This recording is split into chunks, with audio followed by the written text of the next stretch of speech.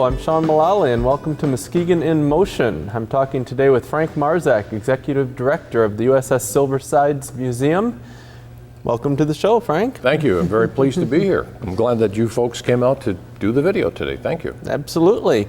Why don't you tell us a brief overview for if someone hasn't heard of the museum before, what do you have to offer? Well, in 1987, not that long ago, the USS Silverside submarine made its way here from Chicago, from the Navy Pier. Okay. The Silverside submarine is a pretty famous submarine, and there are not that many that exist in the world today, and this is one of the most highly decorated submarines. And there were a lot of issues going on in Chicago at the time, and they were going to scrap it. And a group of men in this community said, let's save it, many being submariners or naval. And it was towed across Lake Michigan in August of 1987 and showed up here in the city. It's now been here 26 years. We are sitting in the museum that represents all of the efforts and the accomplishments and challenges of the World War II era, from Europe to the Pacific. And this museum is 6 years old as the date we are sitting here now. It's become so much bigger than just the sub. Absolutely. Yeah, absolutely. The submarine is our icon, of course, our archive item.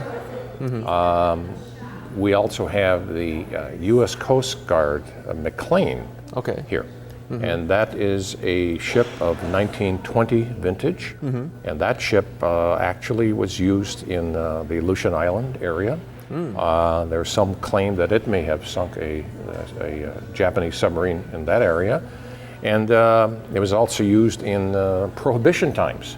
As, chasing down rum runners, I guess is one would say. The old cat and mouse game of that era. That is right. And so that is a snapshot, if you will, of what the museum and submarine are about. Well, let's get some of the basic information out there. Your hours of operation? We are open year-round. Okay. And we are open from 10 a.m. in the morning until 5:30 p.m. in the afternoon during our late spring and through the summer and into fall. And then November through March, we do close at 4 p.m. But we are open, and there's a wonderful gift shop here that has a lot of items that represent this era as, for kids and adults as well.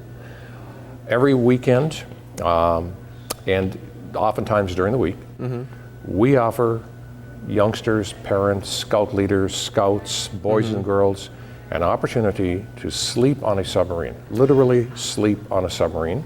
That was something I wanted to ask about because that sounds like such an adventure. It is an adventure. It truly is.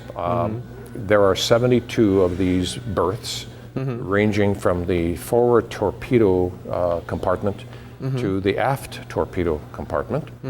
There are actually torpedoes in the submarine, unarmed, of course. Right. And these are very large torpedoes called Mark 14, and they are about 22 feet long, and some of the berths are right next to a torpedo, if that's cool or not.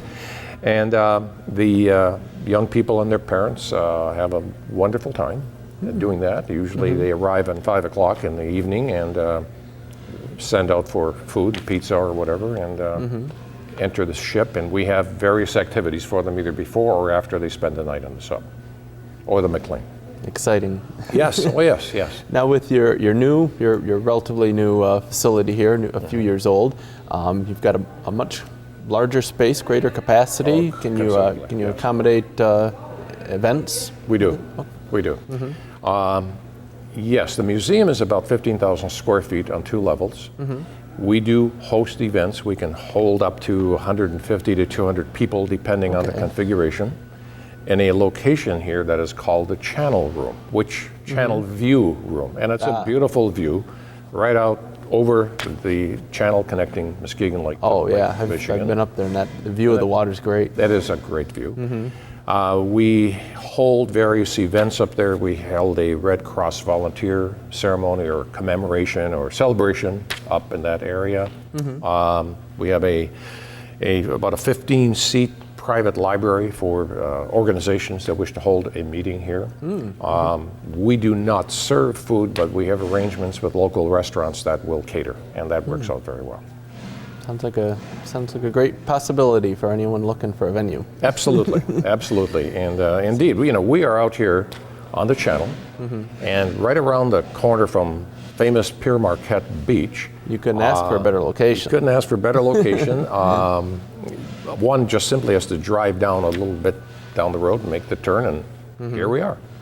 Well, and now they're talking about even greater developments out at Pier Marquette. Yes. Maybe there'll be some more synergy there. I hope there will be, yes. In fact, we work with that organization already. They cater many of the events that we have here, and they let us use their parking lot when we get into overflow. That's helpful. That's synergy, yes. Well, tell me a little bit more about the history of the USS Silversides. Okay. Like you said, it's a very well-known vessel from World War II. Yep. Why is that? Well, the Silversides was commissioned in it was built in 1940. Okay. It was commissioned a week after Pearl Harbor, so it was right at the cusp of the beginning of the Second World War. It was then outfitted and entered into the Pacific Fleet at that time. It had many accomplishments, and submarines, one of their primary purposes was to disrupt the flow of ammunition, food, fuel, personnel throughout the war. Yeah. Additionally, they would, of course, seek out and attempt to destroy the enemy ships, the warships, if you will. And this particular submarine was engaged in many of those, and there are a number of battle flags and stripes on that submarine to testify to its accomplishments. Yeah. And they were very successful during that period of time. How many people would serve on the vessel? It's Submarines, a relatively small ship. Oh yes, no question about it. This submarine had 72 crewmen and 8 officers. Okay. And that was reasonably typical, depending on the era and the size of the submarine. They would be out for anywhere from 30 to 40 to up to 60 days in that submarine. And some interesting things that I have sort of clarified in my mind since I've been here, that the viewer may enjoy, is that the submarine, on this submarine, there are 2 engines that work. Oh. And on our website, I can give you the website, which is silversidesmuseum.org. The engines are started with some regularity on weekends, and we get more people who come out here and to observe that. Oh, wow. It's very noisy, it's very smoky. Yeah. There are 4 diesel engines, each, I forget the amount of horsepower, but they're rather huge. But the engines did not propel the ship, and that is a misnomer that I had. Well, something must have. Well, the way they did it, and we can probably get something on camera later, is the engines were generators. Oh, okay. And they had batteries. It's a diesel electric. That is right, it is diesel electric. And the batteries, whether they were on the surface or under the sea, actually propelled the ship. And the batteries, and we have a couple here in the museum, weigh about 1,600 pounds. This is not your typical Sears Roebuck die-hard battery.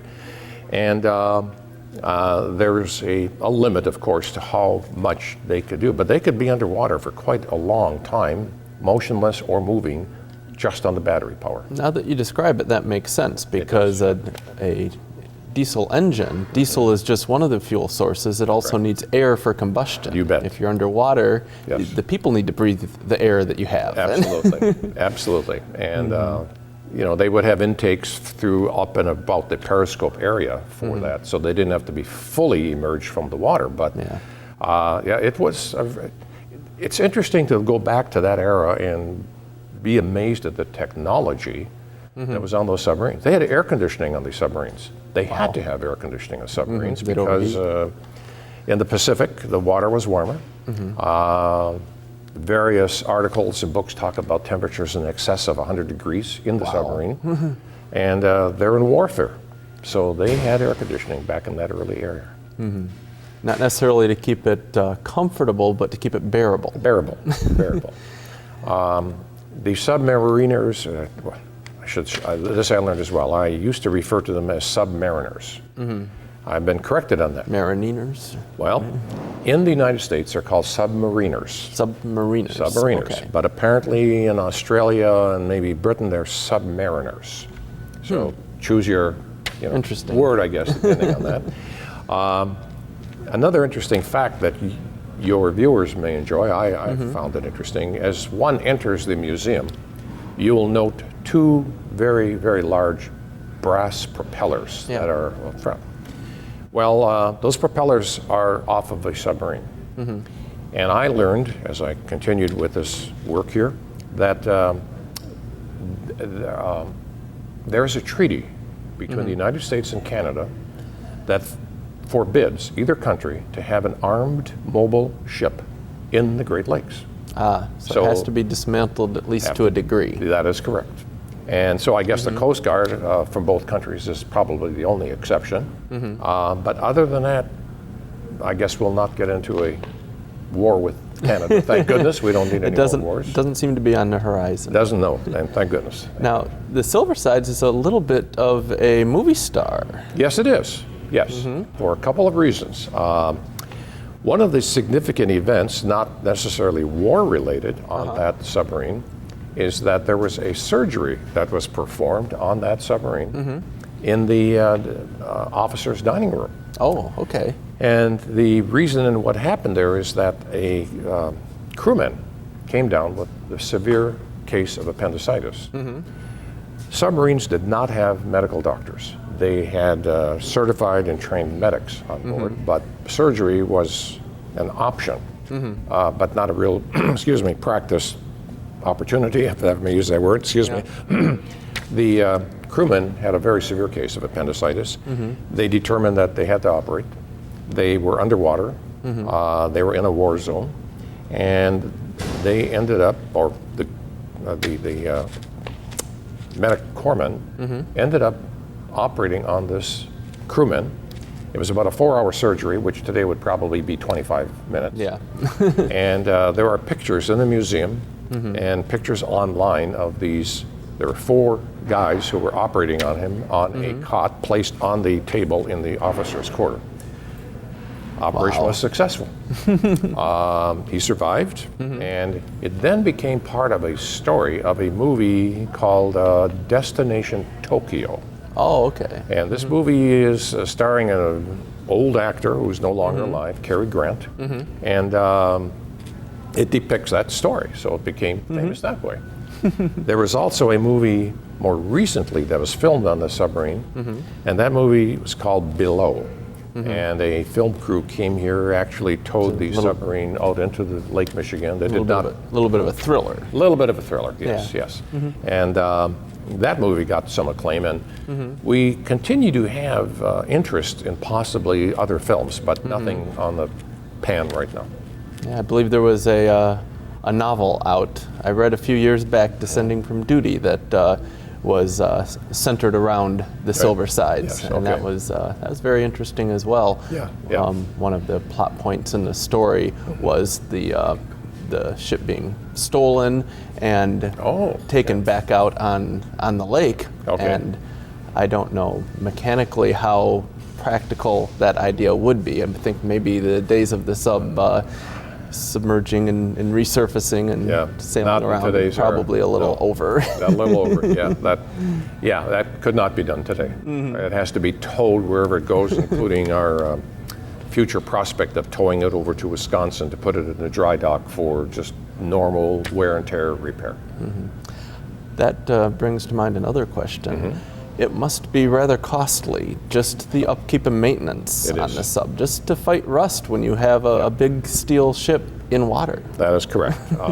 Fortunately, we're in freshwater, and we stay in connection with, there's an organization called the Historical Naval Ship Association, which represents naval ships all over the United States. And through that connection, I receive regular updates on other ships, and those that are in salt water are deteriorating very fast. It's just a hard task. Yeah, very much. But we have some plans right now, as a matter of fact, for repairing some of the rusted areas that will not require a complete taking it out of the water in a dry dock. Well, I wonder, how is the museum supported financially? That's all of that stuff costs money. Absolutely, absolutely. 4 ways. And number one, no taxes. This is not a tax-supported organization. So income comes in 4 ways. There are tours that people can take of the submarine and of the museum. And for an adult, that's a $15 charge. Veterans, a little bit less. Children, a little bit less. Okay. There's one fee for just the museum. There's a combined fee for the submarine and the museum. We have a gift store that has a lot of items in there that are typical to a museum. That's a form of it. The overnights that young or older people stay on the submarine or the McLean, that's a source of income. The class we offer, which I haven't mentioned, a ROV course, standing for Remote Operated Vehicle, an underwater robot. And there's a fee to take this class, which is about 2 hours in length. And the kids and their parents love it. They actually, utilizing PVC pipe, assemble, put together a cubicle form of underwater robot, to which 3 motors are fixed, electric motors running off of 12-volt batteries. And they then immerse them into literally large horse tanks filled with water. And they operate them remotely through a black box with toggle switches. And it is quite the event for these kids. And the noise level gets quite high. But it's a learning experience, and it's about submarines, it's about immersion, it's about the physics principles, if you will, of submersible and buoyancy. And so they're learning while they're having this fun. So it's a history lesson to come here and a science lesson as well. Absolutely, as well as having a lot of fun exploring a vehicle that very few people have an opportunity to do, namely a submarine. Fascinating. Yes. Well, I'm really interested in seeing some of the exhibits here. Wonderful. If you'd, be glad to show you. Show me around to a couple of things. Yes, sir. Absolutely will. Exhibits in this room represent the beginning, the transition, if you will, from World War I to World War II. Okay. And represents the war in Europe as well as in the Pacific. Quite an emphasis, though, on the Navy and the submarine force. Of course. Yeah, we think of those as being 2 separate wars that get a lot of attention, and the time in between oftentimes doesn't get thought about very much. That's right. Yeah. Yes. Yep. It's nice to see this whole timeline here that really lays out a lot of what was going on. Yep.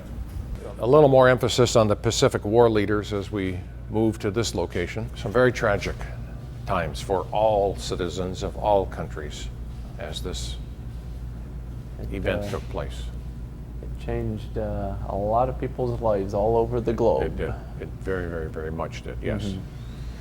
We've got a few models of different vessels around here. We do. What are we some have of these? destroyers, we have LSTs, we have battleships in the upper level, we have submarines here, and standing right here is an anti-aircraft gun, and of course it does not function. We do not want to get into trouble with any of the federal agencies that completely... Everything is for display purposes only. Display purposes only, yes, yes. This is the bell from the Silversides. Okay. And a bell from a ship is a very unique and special item. So, and they vary in size, and this one was on the Silversides, and last year disappeared for 2 days, and we all panicked. There was an accident out here, and it fell off. Around and behind us are numerous pictures of life aboard the Silverside submarine, including the picture of the operation, the surgery I was referring to earlier, the 4 men who were helping the medic perform that surgery. Unauthorized surgery, it's titled. Yes. There was only one fatality aboard this ship, and up here we see the name of a Mike Harbin, and he lost his life on the and only ship. Yep, a young kid from Oklahoma. A number of the battles, if I may use that word, were conducted above sea level. And the theory was that they could not waste, if that's the right word, a torpedo on a very small ship. They were reserved for the very large ones. So the armament on the ship was actually used, and crewman Harbin was involved in that and was hit by a Japanese ship. The Japanese would camouflage some of their warships as if they were fishing boats, but they quickly proved to be something other than fishing boats, and that's when these above-sea battles took I'm place. sure our guys would catch on to that trick after one or two times. Yeah, they really did. Yeah, yeah. And we can have Sean stand next here and go up Periscope here, and Sean can. This looks like it must be a hit with any school group that comes in. Yes, yes, it is. And you can turn that right around and look across the channel and look up into the neighboring area. And I can see the park on the north side of the channel out there. There you are. Yes.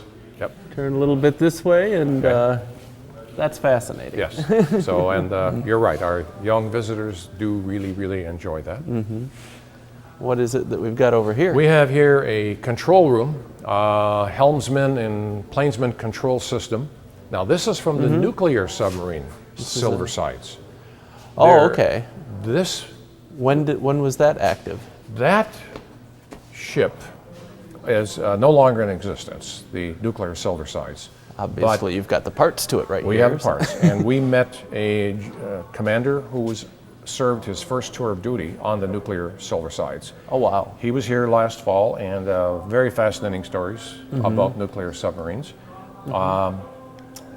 They actually hold more people than the smaller submarines in a very small confined area. If my memory is correct, I think he said they would hold about 125 people in a typical small house of about 2,500 square feet. Now, wow, think of that many people. Cramped quarters. And it's very cramped, very, very, very tight. Yes, but this gives the viewer an opportunity to see what it would be like to be sitting at the helm of a nuclear submarine.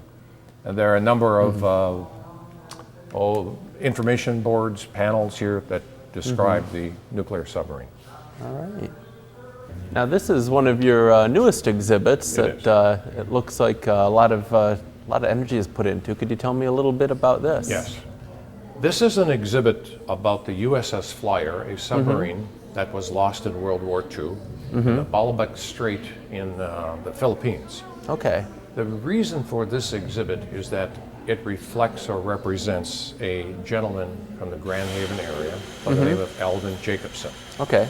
And Mr. Jacobson graduated from the University of Michigan in 1943. He had a commission as an ensign in the Navy, and he went into the submarine service. He was assigned to the USS Flyer.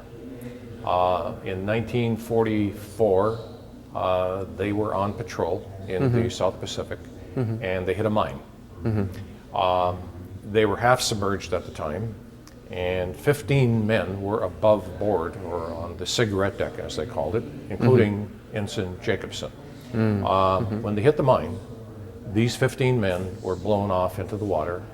The other 78 went down with the ship right there, and that was the end of it. Fast. Nice and fast. And the term that is used is that they are on eternal patrol.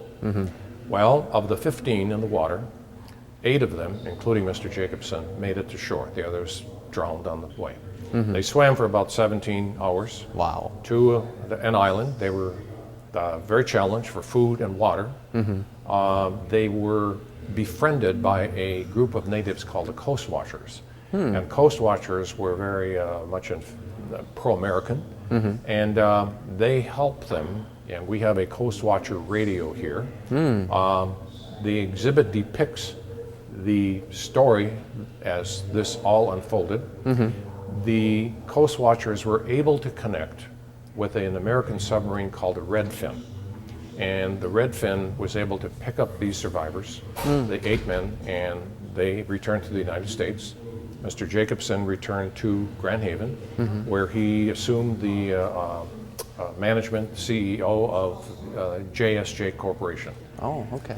But he had an obsession to find out what really happened to this submarine. So they commissioned a dive team from Canada to go search for this submarine, and they found it in 300 feet of water. Oh, wow. In the strait, you know, like looking for a needle in a haystack. Yeah. But they used a lot of technology to identify it, and the danger of going that deep with scuba and, you know, well, I use the term scuba. I'm sure they have other terms nowadays. Yeah. But they found it, and it's been filmed, and we have the video of that ship. We have video of Mr. Jacobson. We have video of the coast watchers.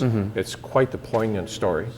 Wow. And this is the bell from the Redfin submarine that picked them up. Oh, the rescuing ship. Yes. And the significance of this is kind of multifold. If the viewer can read this well, it says USS Redfin 194. The last digit is missing. That was purposeful. And the reason being is that they determined at some point that a bell on a ship is not a smart thing to have on a sub. It makes noise. Yeah. You're underwater, you don't want this clanging. That's a good point. And there was some discussion about would this ship even be commissioned, so they left the number off until it was commissioned, but they got commissioned without putting the number on. And ironically, the USS Redfin was built across Lake Michigan in Manitowoc, Wisconsin. Oh, really? They built many submarines in Manitowoc, Wisconsin. But this is the ship, the bell, that went with the ship that rescued these gentlemen from the submarine. What a story. It is quite a story, and in fact, we're very fortunate to have it because when the Redfin was scrapped, and the fellow who bought this paid $12 for this bell. Wow. He took it home to Maryland, where it was on a farm that he owned, and it was used on that farm, and the clapper works. We have it a little insulated now because it will knock us out of here sound wise. It's very, very loud. The bell sat on his in this farm for 20 or so years, actually in a barn. And when we started creating this exhibit about the flyer, we were contacted by him saying, if you really go through with that, and you're going to represent the Redfin, would you like the bell? So, of course, we said yes. Yes. And we ended up, he giving it to a long-distance over-the-road trucker who came from Minnesota, was back and forth trucking, and he had it in the seat of his cab and met one of the artists down by the Kalamazoo area. The rest is history. The bell And is there here. it is. There it is, yes. Great. We've been speaking with Frank Marczak at the USS Silverside Submarine Museum. I'm Sean Mullally, and please join us next time for another episode of Muskegon in Motion.